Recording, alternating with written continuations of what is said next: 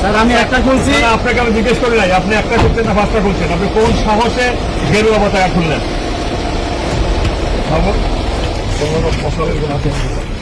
আপনি কোন সাহসে গেরুয়া পতাকা খুললেন? স্যার আমার কইছে পতাকা। কে কইছে? এসডিএম কইছে। পতাকা তুলেন মানে? কোন সাহসে আপনি গেরুয়া পতাকা তুললেন? কমিশনের প্রতিনিধিকে প্রশ্ন বিশ্ববন্ধু সেনের। নির্বাচনের কাজে যুক্ত প্রতিনিধিকে বিধানসভার অধ্যক্ষ তথা ধর্মনগরের বিধায়ক বিশ্ববন্ধু সেন প্রশ্ন করছেন, কোন সাহসে আপনি গেরুয়া পতাকা তুললেন?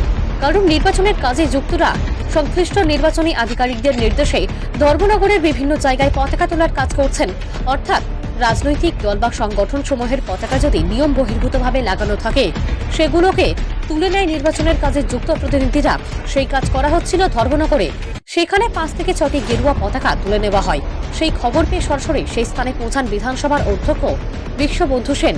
বলেন, আপনাকে আমি জিজ্ঞেস করছি না কয়টা তুলেছেন, আমি বলছি কোন সাহসে গেরুয়া পতাকা তুললেন। কোন সাহসে?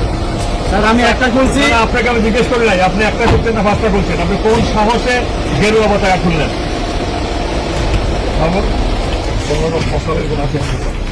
আপনি কোন সাহসে গেরুয়া পতাকা খুললেন?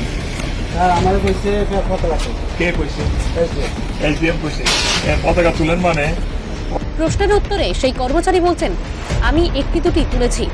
এসডিএম বলেছেন বলে আমি তুলেছি। অধ্যক্ষ একেবারে আঙুল তুলে এই কর্মচারীকে ধমক দিয়ে আরো বললেন, আপনার চাকরি তো বামফ্রন্ট আমলে হয়েছে।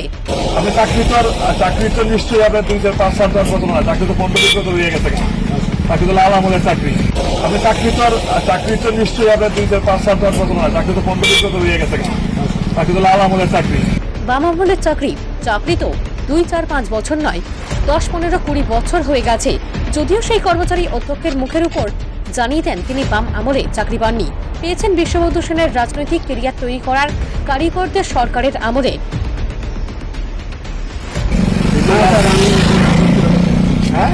আমি 92 স্যার।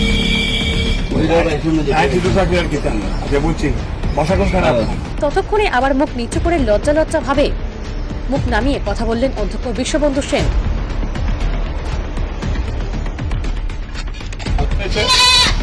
কিছু বাম মার্কা অতি উৎসাহী কর্মচারী একেবারে ঝাঁপিয়ে পড়েছে আইন রক্ষার জন্য।